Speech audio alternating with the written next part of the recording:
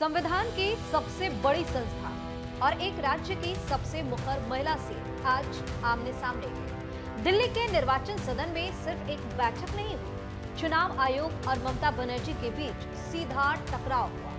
सवाल बड़ा है, क्या चुनाव आयोग सिर्फ चुनाव कराएगा या चुनाव से पहले सरकार भी तय करेगा? नमस्कार, आप देख रहे हैं अनकोट और मैं हूं आपके साथ दिव्या सिंह। एक तरफ मुख्य चुनाव आयुक्त ज्ञानेश कुमार कानून, सख्ती और अधिकार की बात करते हैं और दूसरी तरफ ममता बनर्जी जो बैठक बीच में छोड़कर बाहर निकली और चुनाव आयोग पर अहंकार, झूठ और पक्षपात के गंभीर आरोप लगाए। सवाल यह है कि आखिर क्यों पहुंची ममता बनर्जी चुनाव आयोग? बता दें कि पश्चिम बंगाल की मुख्यमंत्री ममता बनर्जी अपने पार्टी नेताओं और एसआईआर से प्रभावित लोगों के साथ भारत निर्वाचन आयोग पहुंची। मुद्दा था पश्चिम बंगाल में चल रहा स्पेशल इंटेंसिव रिवीजन यानी एसआईआर। ममता बनर्जी का आरोप है कि इस प्रक्रिया के तहत 58 लाख नाम वोटर लिस्ट से हटा दिए गए। सवाल यही था, इतनी बड़ी संख्या में वोटरों के नाम क्यों हटाए गए?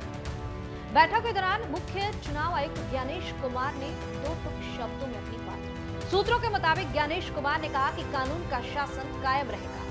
कानून अपने हाथ में लेने वाले किसी भी व्यक्ति के साथ कानून के प्रावधानों और आयोग में निहित शक्तियों के अनुसार सख्ती से निपटा जाएगा। ये बयान सिर्फ एक प्रशासनिक टिप्पणी नहीं था, ये एक सख्त संदेश था। ऐसे में सवाल उठता है, ये चेतावनी किसके लिए? तो सूत्र बताते हैं कि बैठक के अंत में मुख्यमंत्री ममता बनर्जी मेज थपथपाकर अपनी बात कहती हुई बाहर निकल गई। यानी बैठक में ना सहमति बनी, ना समाधान निकला इसको। लेकिन बैठक के बाद ममता का विस्फोटक बयान सबसे ज्यादा चर्चा में। निर्वाचन सदन से बाहर आते ही ममता बनर्जी ने चुनाव आयोग पर सीधा हमला बोला।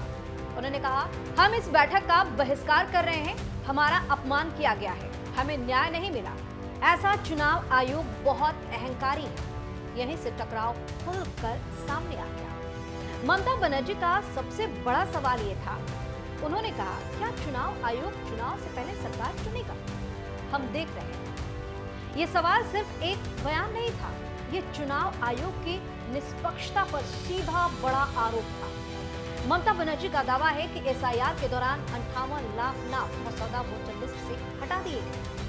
लोगों को अपना पक्ष रखने का पूरा मौका भी नहीं दिया। कई मतदाताओं को नाम की वर्तनी जैसे छोटे बदलावों पर बाहर कर दिया गया।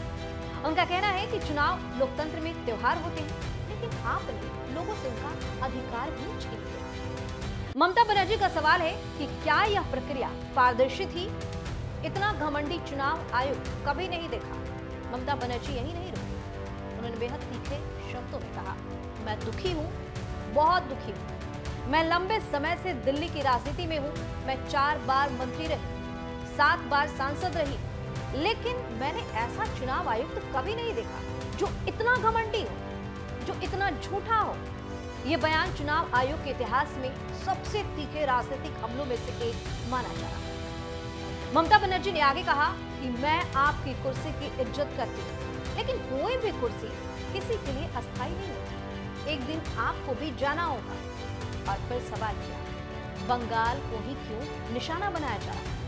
ममता बनर्जी ने चुनाव आयोग पर सबसे गंभीर आरोप लगाते हुए ये कह दिया कि वे सत्ताधारी दल के निर्देशों पर काम कर रहा है। मैं लाखों लोगों को दिल्ली ला सकती हूँ और किसी के भी सामने उनकी परेड करा सकती हूँ। उन्होंने ये भी कहा कि टीएमसी के चुनाव आयोग को 5 पत्र भेजे गए, लेकिन एक का भी जवाब नहीं मिला। मामला यहीं पर नहीं रुका, फिर शुरू हो गया दिल्ली पुलिस को लेकर एक बड़ा विवाद। इस बीच ममता बनर्जी ने दिल्ली पुलिस पर भी आरोप लगाया कि बंग भवन की घेराबंदी की गई। हालांकि दिल्ली पुलिस ने सफाई दी, कोई घेराबंदी नहीं हुई, कोई प्रतिबंध नहीं था, सभी सुरक्षा प्रोटोकॉल का पालन करते हुए। लेकिन राजनीतिक माहौल तब तक पूरी तरीके से गर्म हो चुका। तो अब सवाल सिर्फ वोटर लिस्ट का नहीं है, सवाल ये है, क्या चुनाव आयोग अपनी निष्पक्षता साबित कर पाएगा? क्या ममता बनर्जी इस मुद्दे को राष्ट्रीय आंदोलन बनाएंगी? और क्या ये टकराव आने वाले चुनाव की दिशा भी तय करेगा? कहा जा रहा है कि दिल्ली में सिर्फ एक बैठक नहीं टूटी है, बल्कि संविधान और सियासत आमने सामने खड़े हैं। एक तरफ कानून और प्रक्रिया, दूसरी तरफ सत्ता, सवाल और सड़क। अब देखना यह है फैसला कौन करेगा, कानून या रास्ता। आप अपनी राय हमें कमेंट करके जरूर बताएं। चैनल को सब्सक्राइब करें, वीडियो को लाइक और शेयर जरूर करें